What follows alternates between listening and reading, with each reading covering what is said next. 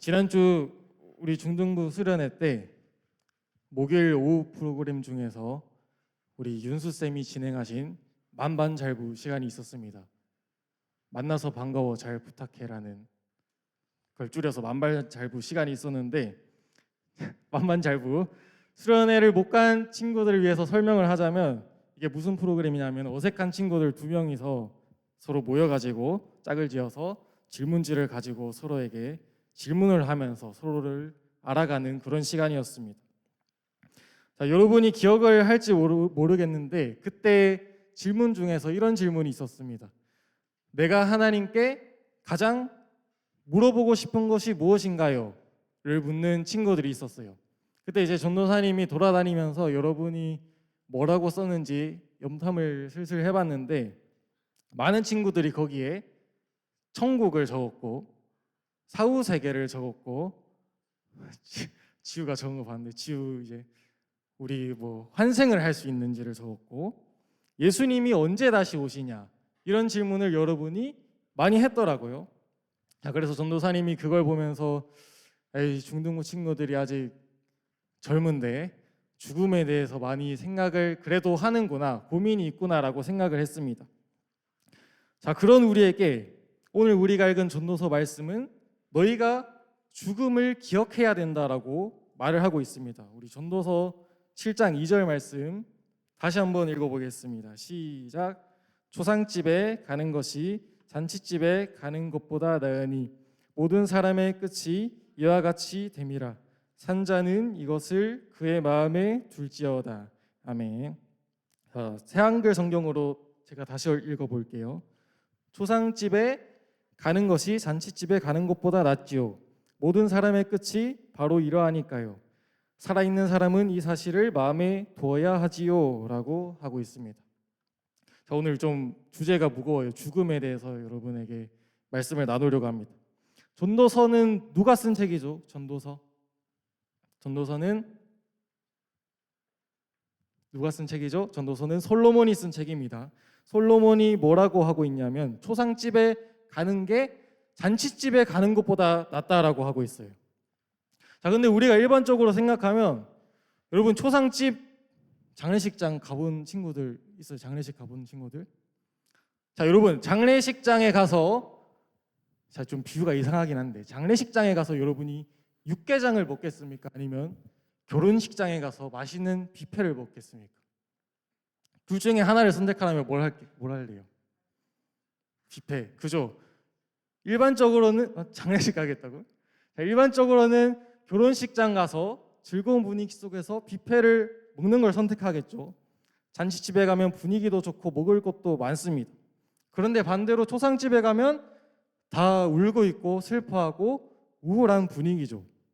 그런데 솔로몬은 지금 너희가 초상집에 가는 게 잔치집에 가는 것보다 낫다라고 말을 하고 있습니다. 자, 왜 그런가 하고 뒤에 설명이 나와 있습니다. 모든 사람의 끝이 죽음이기 때문이고 살아있는 사람은 자신의 끝이 죽음이라는 것을 기억해야 되기 때문이다라고 말을 해요. 자, 이거를 라틴어로 하면 오늘의 설교 제목인 메멘토 모리라고 할 수 있습니다. 메멘토 모리.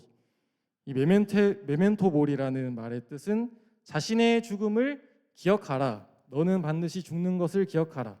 내가 죽을 것을 기억하라라는 뜻입니다. 자, 오늘 본 전도서 말씀에 따르면 여러분이 그렇게 죽음에 대해서 관심을 가지는 것은 전혀 이상한 문제가 아니고 오히려 여러분이 잘 하고 있는 일이에요. 아주 좋은 일입니다. 자, 그런데 사실 대다수의 사람들에게 죽음에 대해서 생각을 하는 것은 그렇게 기분 좋은 일이 아니죠. 유쾌한 일이 아닙니다.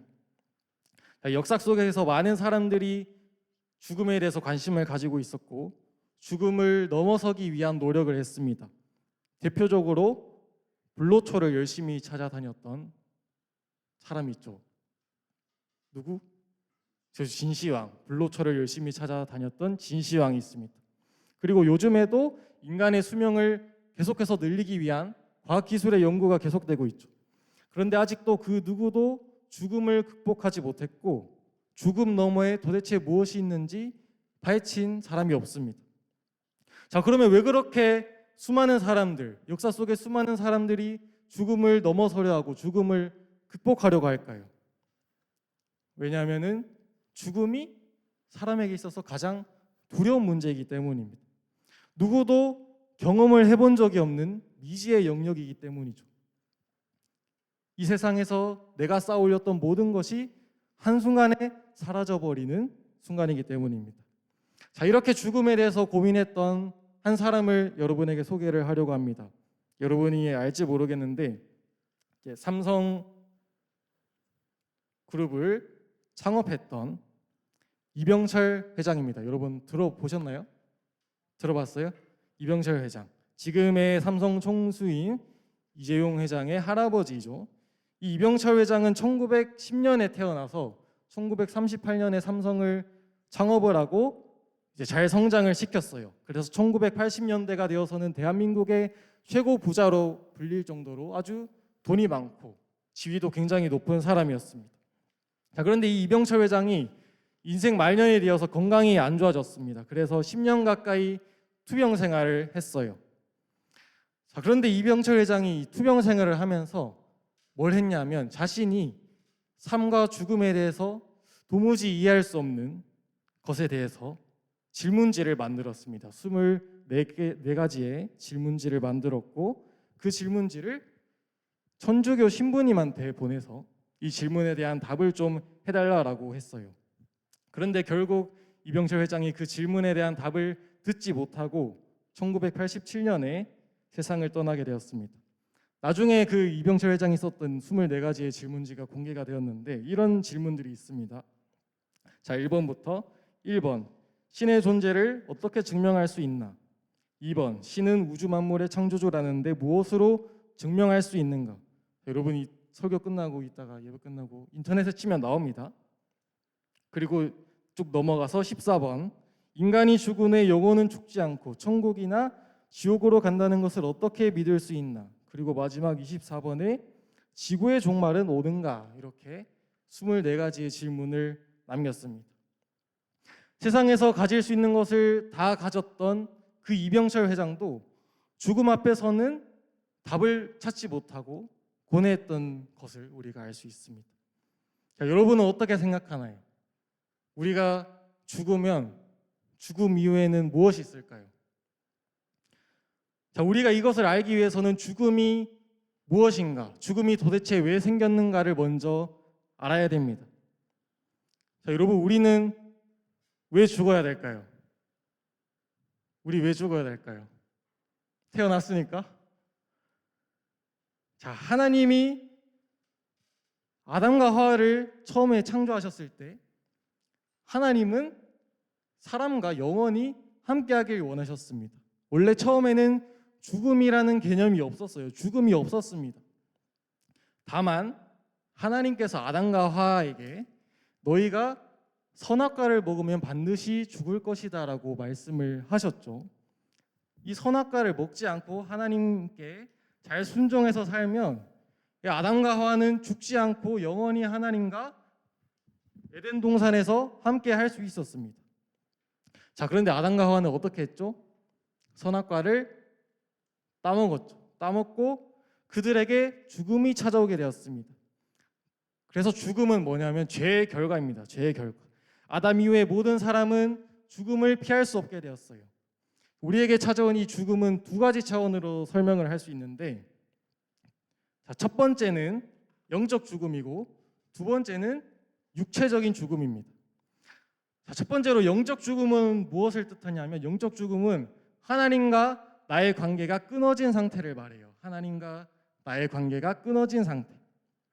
아담과 하와가 선악과를 먹고 뭘 어떻게 했냐면 아담과 하와가 선악과를 먹고 하나님이 그들을 아담과 하와를 불렀습니다. 너희가 어디 있냐라고 불렀는데 아담과 하와가 어떻게 했냐면 나무 속으로 들어가서 하나님이 안 보인다라고 생각하고 숨어 있었습니다. 하나님을 피해서 숨어 있었어요.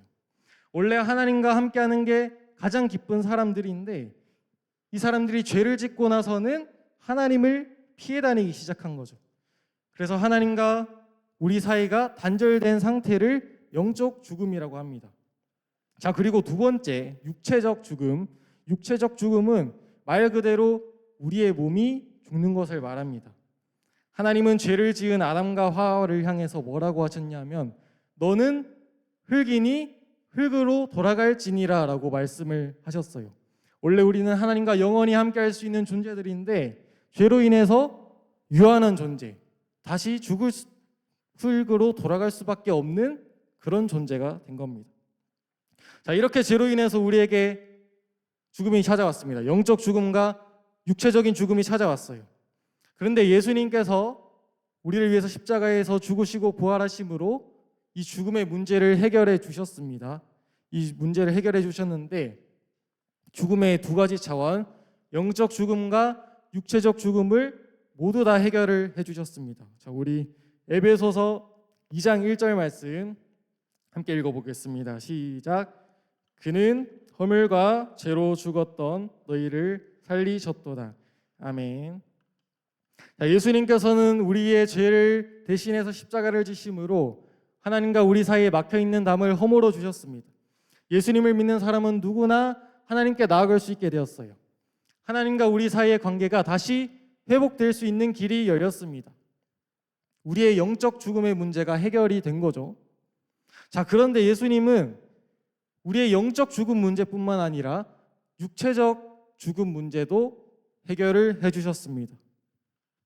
자, 그런데 여러분, 우리가 예수님을 믿었다고 해서 죽어요, 안 죽어요? 죽죠. 예수님 믿어도 죽습니다. 자, 그러면 전도사님이 한 말은 거짓말일까요? 자, 여기서 좀 머리가 복잡해지죠. 좀 어려운데 여러분 잘 집중을 해봅시다. 자, 우리가 나이가 들어서 여러분이 이제 100살쯤 돼서 죽었다라고 치면 여러분의 영혼은 어디로 가고 몸은 어디로 갈까요? 어려운 질문이죠. 자, 우리도 애니에서 막 봤던 것처럼 환생을 할 수 있을까요? 자, 전도사님이 뭐 그런 애니를 찾아보다가 뭐 전생했더니 슬라임이었던 건에 대해서 이런 애니도 있던데, 자, 우리에게 전생이라는 게 진짜 있을까요? 자, 시간에 대해서 두 가지 관점이 있다라고 합니다. 시간에 대한 두 가지 관점. 첫 번째는 직선적 시간관입니다. 직선적 시간관. 자, 말 그대로 시간은 앞으로만 나아가고 절대로 돌아오지 않는다라는 시간관입니다. 자, 그리고 두 번째가 원형적 시간관입니다. 이 원형적 시간관은 시간이 앞으로 가는 게 아니라 시간은 다시 순환한다라고 보는 관점입니다. 우리 이제 동양의 종교가 이런 원형적 시간관을 가지고 있죠. 자, 그러면 성경이 말하는 시간관은 뭘까요? 이 둘 중에서 직선일까 원형일까? 자, 직선적 시간관입니다. 성경이 말하는 시간관은 직선적 시간관이에요. 여러분의 시간은 다시 돌아오지 않습니다. 우리에게는 환생이 없어요. 이 땅에서의 삶은 한 번뿐입니다. 우리 흔히들 뭐 전생에 나라를 구했다 이런 말을 하는데 우리가 전생에 나라를 구했을 리는 없고 나중에 가서도 다시 태어나서 나라를 구할 일도 없습니다. 우리의 삶은 단 한 번뿐이에요. 그렇게 우리도 이 땅에서 태어나서 살다가 언젠가 숨이 멎고 죽음을 맞이할 때가 옵니다. 가족과 친구들이 우리 곁을 지키면서 눈물을 흘리고 있을 거예요. 사람들의 발걸음이 하나둘 떠나가고 그곳이 이제 조용해질 겁니다. 그런데 우리에게 그 순간은 끝이 아닙니다. 그 자리에서 예수님이 우리의 손을 잡으시면서 이렇게 말씀을 하실 거예요. 내가 너를 기다리고 있었다. 이제 집에 가자. 이렇게 말씀하실 겁니다. 자, 웨스트민스터 소요리 문답 37문은 이렇게 말을 합니다.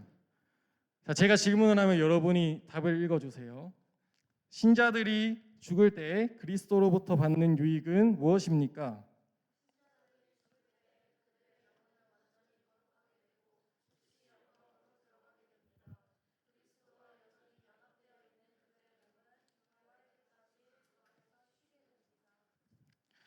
말이 좀 어렵죠? 우리가 죽으면 어떻게 되냐? 우리의 영혼은 완전히 거룩하게 되고 즉시 영광에 들어간다라고 말을 하고 있습니다. 이게 조금 어려운 표현을 쓰면 우리는 낙원에 들어가게 돼요. 낙원.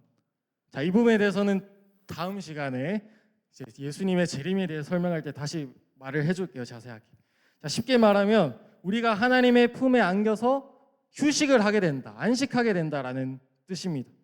그리고 우리의 몸은 어떻게 되냐면 예수님이 다시 오시는 날까지 무덤에서 쉬고 있는 거예요. 영혼은 어디로 간다? 영혼은 어디로 간다? 낙원에 가고 몸은 무덤에 머물러 있는 겁니다. 그러다가 예수님이 이 땅에 다시 오시면 우리는 몸이 다시 부활을 해서 예수님이 부활하셨을 때 생각해 보세요. 예수님이 부활하셨을 때 영만 있었던 게 아니라 몸도 있으셨죠. 그 예수님의 몸처럼 우리도 몸이 부활을 해서 예수님이 다시 오시는 날에 그렇게 부활을 하게 되는 겁니다. 자, 이 내용이 좀 어렵기 때문에 다음에 또 이제 재림에 대해서 설교를 할 때 여러분에게 자세히 설명을 해줄게요. 자, 우리가 오늘 중요하게 생각해야 될 것은 뭐냐면 우리에게 죽음이 끝이 아니라는 겁니다. 우리에게 죽음은 끝이 아니라 새로운 시작이에요. 예수님께서 다시 오시는 날에 우리는 부활해서 주님과 영원히 함께하게 될 겁니다. 그래서 예수님을 믿는 그리스도인들은 죽음을 두려워하지 않고 오늘을 살아갑니다. 자, 오늘 우리가 살펴본 내용을 한번 정리를 해보겠습니다.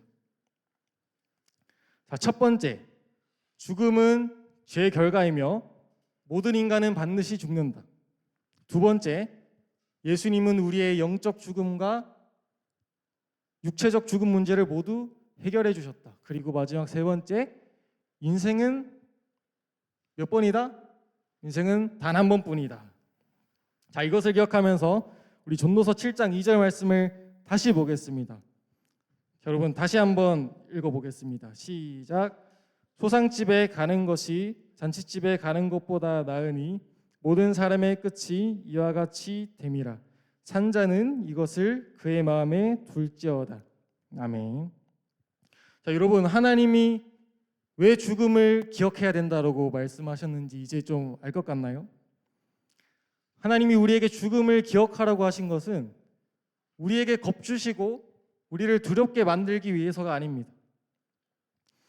우리가 반드시 죽음을 맞이한다라는 사실을 기억할 때 우리에게 주어진 하루하루를 더 소중히 여기면서 더 충실하게 살아갈 수밖에 없습니다. 어차피 죽을 거 예수님 믿고 천국 갈 건데 그냥 100년쯤 대충 살다 가지. 이런 태도는 여러분 우리 그리스도인들에게 전혀 맞지 않는 태도예요. 우리는 이 땅에서의 삶을 가지고 하나님 앞에 평가받는 자리에 가게 돼요. 예수님이 다시 오시는 그날에 우리는 이 땅에서 어떻게 살았는지를 가지고 하나님께 평가를 받게 됩니다. 거기서 우리는 한 번뿐인 그 인생을 하나님의 뜻대로 잘 살았는지 못 살았는지를 가지고 하나님이 평가하시고 하나님이 그에 따라서 우리에게 상을 내려주세요. 자, 그렇기 때문에 우리는 하루하루를 대충 살아갈 수가 없습니다. 오늘 우리에게 주어진 이 하루는 예수님이 자신의 피값으로 사신 선물하신 하루입니다. 그렇기 때문에 우리가 주어진 하루하루를 낭비하지 않고 죽음을 기억하면서 하루를 성실하게 살아가는 게 우리 그리스도인들이 가져야 될 삶의 자세입니다. 여러분 말씀을 맺겠습니다. 사랑하는 중등부 친구들, 오늘 설교의 제목처럼 여러분 죽음을 기억하십시오. 우리의 이 땅에서의 삶은 영원하지 않습니다. 우리는 반드시 죽음을 맞이하고 죽음 이후에 우리의 삶을 가지고 하나님께 평가받는 자리에 가게 됩니다. 그리고 거기서 우리가 더 한 발짝 나아가서 그 영원한 세계, 하나님과 함께할 영원한 세계를 바라봤으면 좋겠습니다. 예수님께서 부활하셨던 것처럼 우리도 부활할 것입니다. 우리는 죽음을 넘어서 영원을 살아가는 사람들입니다. 그 소망으로 우리에게 주어진 하루를 살아가는 우리 중등부 친구들 되길 간절히 바랍니다. 우리 함께 찬양하고 기도하겠습니다.